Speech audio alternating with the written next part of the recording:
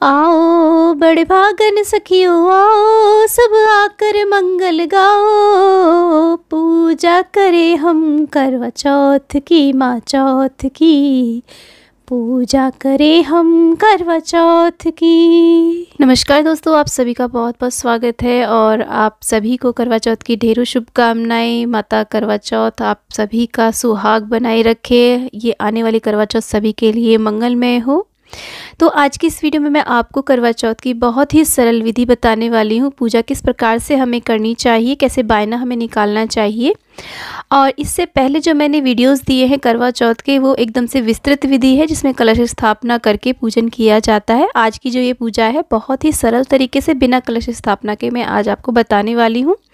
करवा चौथ का जो पूजन है अपने अपने कल्चर के अनुसार, यानी कि घर परिवार की जो परंपराएं होती हैं उसके अनुसार अलग अलग तरीके से किया जाता है।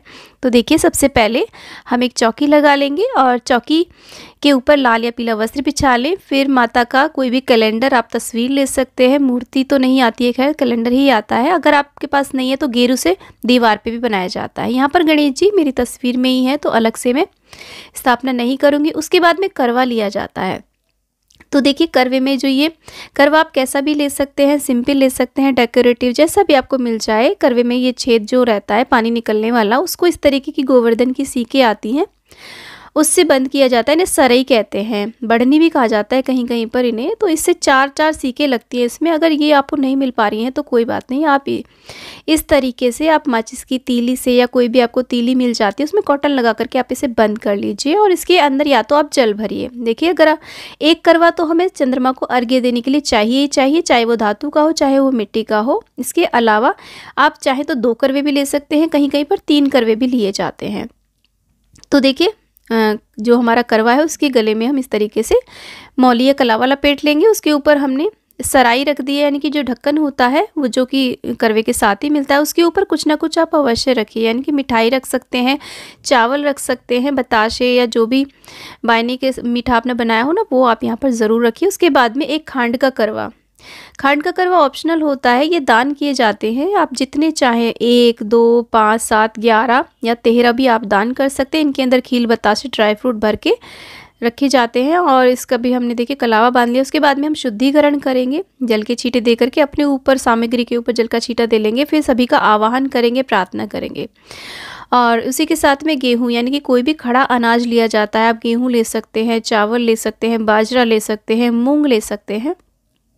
इस प्रकार से देखिए, गेहूं के ऊपर हम यहाँ पर एक देसी घी का दीपक प्रज्वलित कर देते हैं, धूप जला देते हैं।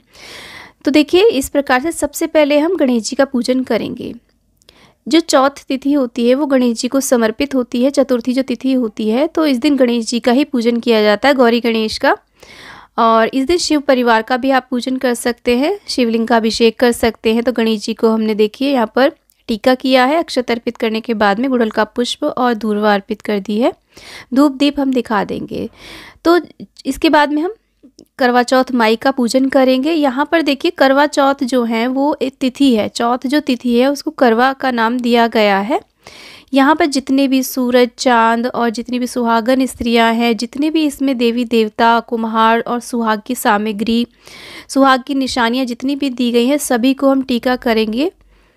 यहाँ पर देखिए, भाई 7 भाभियाँ और जो भी यहाँ पर दिए गए सभी को हम टीका करेंगे। तो करवा चौथ जो है वो एक तिथि है। विशेष रूप से गणेश जी का, शिव परिवार का आज के दिन पूजन किया जाता है। तो जो भी हम करवे लेते हैं ना, उनको हम टीका करते हैं। और यहाँ पर जो मिट्टी का करवा लेते हैं उस पर हम इस तरीके से 13 टिक्कियाँ देते हैं। यहाँ पर ऐपन से भी टिक्कियाँ दी जाती हैं कहीं कहीं पर, आप चाहे तो रोली से भी दे सकते हैं। उसके बाद में अक्षत अर्पित कर देंगे और जो दीपक हमने पूजा में जलाया है उसका भी हम पूजन करेंगे। इस प्रकार से हम अग्निदेव का पूजन करेंगे। गणेश जी को हम वस्त्र रूपी कलावा अर्पित करेंगे। उन्हें जनेऊ भी हो सके तो आप अर्पित करिए। और करवों पर हमने पहले से मौली कलावा बांध दिया है। माता को चुनरी हमने पहले ही उड़ा दी है।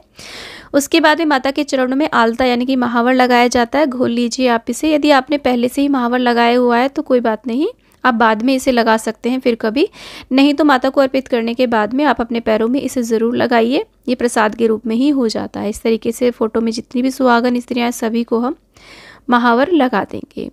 और इसी के साथ में आपके पास जो भी फूल उपलब्ध हो आप यहाँ पर माता को फूल अर्पित कर दीजिए। अब किसी के यहाँ पर कथा दोपहर के समय सुनी जाती है, किसी के यहाँ पर शाम में सुनी जाती है, तो जब भी कथा सुनी जाती है उससे पहले आपको इस प्रकार से पूजन करना चाहिए। उसके बाद माता को हम श्रृंगार की सामग्री भेंट करेंगे। 16 श्रृंगार भी आप अर्पित कर सकते हैं, लेकिन कम से कम सिंदूर, चूड़ी, बिंदी, मेहंदी तो आपको ज़रूर यहाँ पर अर्पित करनी है। और आपका जो भी सिंदूर दान हो यानी कि सिंदूरा हो उसे आप पूजा में अवश्य रखें। और इस प्रकार से जो भी आपने गेहूं रखे ना उस पर कुछ ना कुछ हमें दक्षिणा ज़रूर रखनी है, इसे बाद में दान कर दिया जाता है।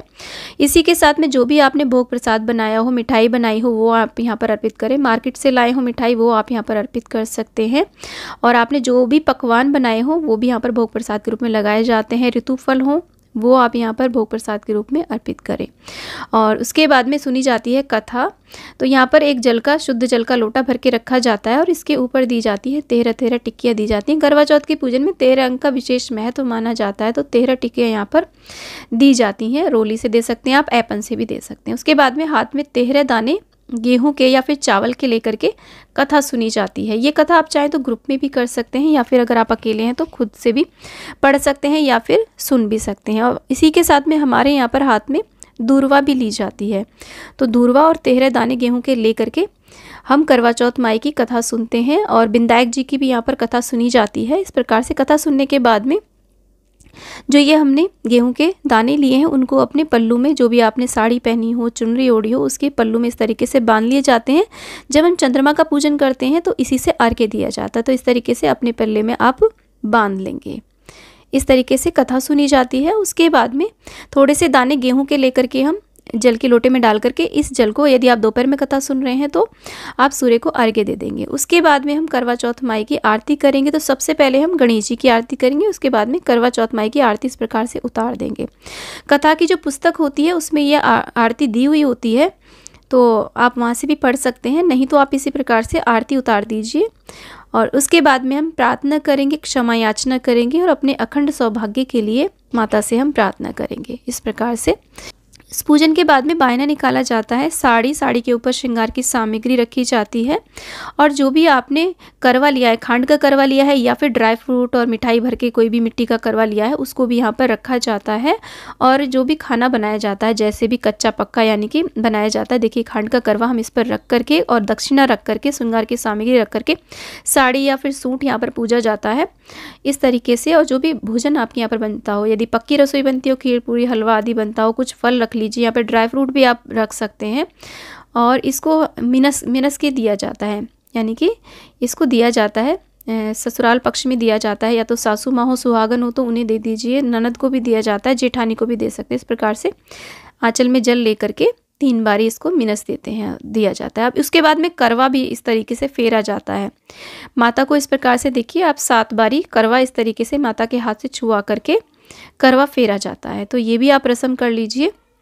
और इसी के साथ में देखिए जब हमारा पूजन संपूर्ण हो जाता है, चंद्रमा को हम अर्घ्य आदि दे देते हैं, तो फिर माता के पास में आते हैं और माता से फिर हम सुहाग पहले माँ को दिया जाता है अपने सिंदूर दान में से। इस तरीके से माता के माथे पर आप 5 बार 7 बार सिंदूर लगाइए। उसके बाद में जो सिंदूर बच जाता है आपके आंचल में, इस तरीके से आप उसे अपनी मांग में भर लीजिए, अपने माथे में लगा लीजिए। तो इस तरीके से माता से सिंदूर आप अवश्य लीजिए। तो ये ऐसे हमारा पूजन संपूर्ण हो जाता है। चंद्र पूजन और पति पूजन के बाद में हमें अपने व्रत का पारण करना होता है। तो माता करवा चौथ की कृपा हम पर और आप पर सदा सर्वदा बनी रहे। तो वीडियो को लाइक, शेयर एंड चैनल को जरूर सब्सक्राइब करिए और कॉमेंट बॉक्स में करवा चौथ मैया की जय आप अवश्य लिखें। दोस्तों मिलती हूँ नेक्स्ट वीडियो में, तब तक के लिए जय करवा चौथ मैया।